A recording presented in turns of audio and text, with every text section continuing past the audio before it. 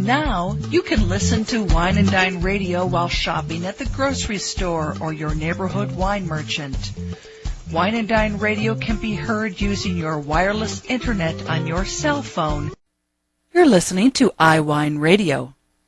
iWineRadio is a production of Food Tastes Better with Wine on the web at iWineRadio.com. Hey guys, I thank you for listening to iWineRadio, and we are still the only wine channel on iTunes Radio. If you go look under iTunes Radio icon and scroll down to News and Talk Directory, and it's listed alphabetically, click on that and the stream comes up immediately. iWineRadio.com, where you can find links to individual guests. And if anyone's interested in advertising or becoming an underwriter or sponsor, please contact us at iWineRadio.com. We really, really appreciate your support. The more support we get, the more conversations I can have with fascinating people around the world, including you. If you have a story to tell that you'd like to share on iWine Radio, go to iWineRadio.com and contact us, and we'll go from there.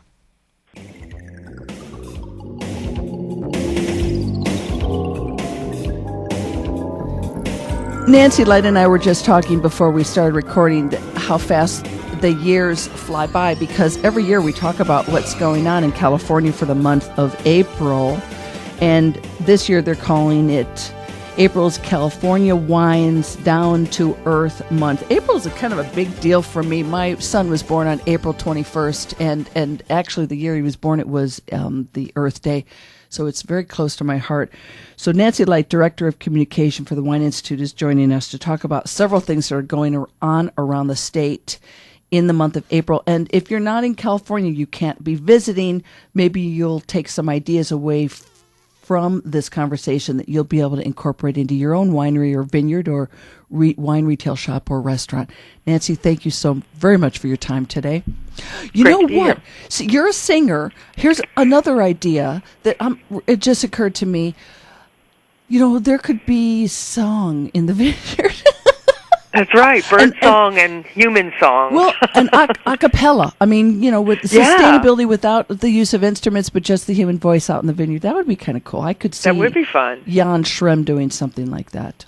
Yeah, that's a great idea. I think somebody's got to do that. We'll have to put that one out for next year, or maybe there's still time for this year. We're still getting events in, by the way, so events happening all throughout April, as you mentioned, for Down to Earth Month. So we still have wineries with their creative ideas, coming up with new ideas and posting them on our website at discovercaliforniawines.com. Oh, but I like the singing. Yeah. Oh yeah.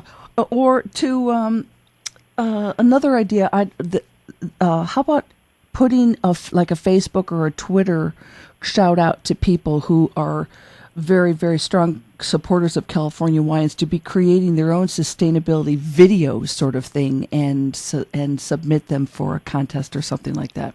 That's a terrific idea. As a matter of fact, we have a green tour video, we call it, that we're going to be releasing in early April. Okay. To really I know, Lynn, you saw our road trip video and our loved it. Food tour where we're bringing people through the vineyards. And this is really just showing the whole green ethic and obviously the beautiful vineyards and animals and the, working animals in the vineyards, and really just trying to communicate how committed California wineries and wine growers are to the green ethic and environment. So I like that. That would fit in perfectly to do a video contest. Yeah. But I want to make the other point you were saying about inspiring people. I think one part of this, and we've talked about this a little bit, is that many of the certainly most people have home gardens, or many people do, and so a lot of the practices that obviously maybe not on a commercial scale, but that wineries are using in terms of recycling and in terms of composting and others are things that people can adapt in their homes and in their home gardens. So hopefully they can be inspired in that way as well. I think composting is more difficult than it sounds on the surface, to do composting right. Well, it really depends on the place. We have here in San Francisco and in a lot of parts of California, we have a composting bin, so you just keep a little container somewhere near in the kitchen, and basically anything, it really reduces garbage, because anything that is recyclable, which includes things like cardboard and paper towels and things like that, goes straight in there, as well as any kitchen leftovers. So really? There's really no requirement to have a whole composting setup, but. Oh, wow. And are people able to access that compost then for their gardens from the city? Well, that I don't know what they do with it at that point. So I hope somebody is. I'm sure that they are. They're probably selling it for use. But anyway. I'm sorry. I didn't mean to get off track. No, not at all. Okay. Do we talk to us about what is going on with Trinity Oaks? At Trinity Oaks, they're really interested in helping us create more oxygen. Exactly. Well, they've had this program running since 2008. I mean, and it's about trees. And Trinity Oaks, in honor of Earth Day, started this, where for every bottle of wine that's sold, they donate a tree to an organization called Trees for the Future. And since July of 2008, it's resulted in planting of about 7 million trees, which, according to them, would be enough to cover Central Park in New York City about 22 times. So I think we can all celebrate planting of trees. Where do those trees get planted? In various states and cities, or is it all concentrated in one area? I think it's all around the world, actually. Oh, wow. For the organization. So I don't think it's specific to, it's really to reforest trees in places where there's been environmental degradation. Oh, so it that really makes is. Sense. Mm-hmm. Okay. So if people went to Trinity Oaks website, they'd be able to learn more. Exactly. Okay, and there are a lot of things there's so many things that are going on that if people go to discovercaliforniawines.com, they can see this list that's being updated probably daily. But there are a couple of things that, as we mentioned before we started, I wanted to bring to people's attention. For instance, tell us what's going on at Riverbench Vineyard and Winery with their complimentary tasting, recycling. Well, they've got a great program here. If you bring in 20 corks for recycling, you get a complimentary, or capsules, so you get a complimentary wine tasting at the winery, and that's in Santa Barbara County, Riverbench Vineyard and Winery. And wow, and that's capsules also. Mm-hmm, okay. Mm-hmm.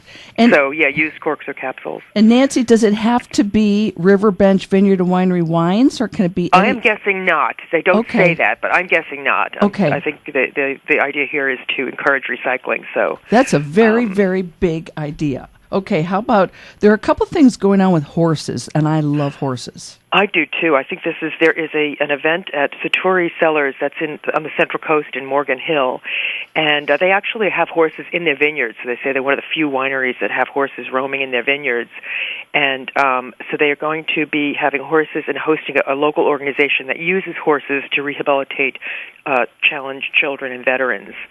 So that's going to be happening the weekend of April 6th and 7th. At that winery. And then another horse-related activity is at Cooper Garrett and Silver Mountain Wineries in the Santa Cruz Mountains. Cooper Garrett actually has a stable on site, and so they're going to be doing an eco-ride through their organic vineyards for folks. Actually, as well as through Silver Mountain Vineyards. So this is a package that includes a horseback ride and lunch and a vineyard tour, so it sounds like a great way to spend a day, and that's going to be running on the weekends through the month of April. So. Okay, now talk to us about this idea relating April wildflowers at Ancient Peaks. Yeah, that's a really fun one. So it's going to be sustainability tours and a guided tour of their wildflower on their Margarita Vineyard estate. So, of course, March is the time when in California we have all the beautiful wildflowers are at their peak. So it's a great time, I think, to be out, in the vineyards and I guess in the green areas in between to see the wildflowers. And there's also some other activities with herb and flower gardens and orchards happening around at Buttonwood Farm in Santa Barbara. Also, they have an herb and flower garden walk. Happening on April 7th. What is the weather this winter? What are they predicting? Have you heard anything about the show of wildflowers in April? Is it going to be average? Is it going to be above average? I haven't heard that much. And the thing is, we have not had the same. We usually get pretty heavy rains in January, February leading up to this. We've not had a lot of rain this year, so. It'll be different. I'm not sure what that means, okay. But it may mean that we have more of an average year. But, an average year is a great year, too. It's, again, a beautiful display. It's just that sometimes we get a lot of rain, it might be, over the top, but I think it's always really something to see. Well, I hope the people at Ancient Peaks actually take some film of the wildflowers blooming in their vineyards and put it up as a video on the website, and that might tempt people to go as well. Mm-hmm. So talk to us about vineyard and owls and vineyard and bats. Well, yes. So there's, again, a couple of wineries, and one in particular that is really doing sort of educational demonstrations in their at the winery in the vineyards about the role of owls and bats and birds in the vineyards. Owls, of course, are to keep rodents under control, and so where there are trees, owls house in them. They also have owl boxes so that the owls will take up residence there. And similar to bats, bats also are creatures that eat bugs and have been declining in population. So I think this is really about educating people that these are really important creatures to our whole ecosystem. And so they will be having their demonstration, birds and bats, their ambassador birds and bats to talk about their role. Wow. I mean, I've been hearing about owls in particular for years and years as part of the sustainability code in a vineyard. Mm-hmm. That's right. I think one owl can very effectively control a large portion of vineyard in terms of rodents and that are problematic. I wish an owl would also take out some squirrels. We have too many squirrels where we live.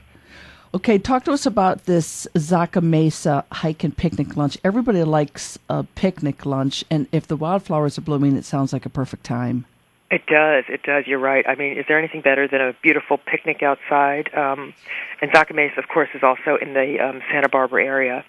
So that's a program that they're going to be offering to have a vineyard hike and go outside, enjoy what should be beautiful weather, have a picnic, and again, learn in a very fun and entertaining way about the behind-the-scenes activities of the winery in their vineyard and at the winery to really honor the planet and make sure that they're doing everything in a way that is completely green and sustainable. Nancy, we're almost out of time, but I want to ask you, because I don't know this winery at all. Is it Rodrigue Molyneux Estate Winery and Vineyard in Livermore Valley? What kind of wines do they make? Do you know? Livermore Valley, they make, of course, the well-known Cabernet and Chardonnay. They also do really well with Sauvignon Blancs in Livermore Valley. Okay. And as a matter of fact, Livermore overall is having a celebration where all of the wineries will be at 2 o'clock on Sunday the 21st. Will be having a focus on sustainable activities. So if that region is about 45 minutes east of San Francisco. Yeah. And that'd be a great stop to head out there if anybody happens to be in the area.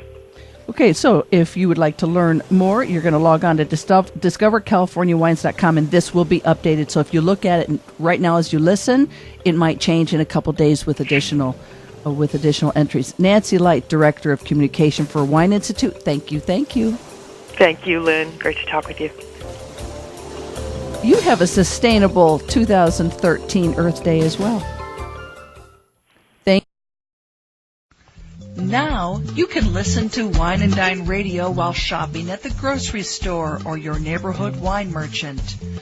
Wine and Dine Radio can be heard using your wireless internet on your cell phone. You're listening to iWineRadio.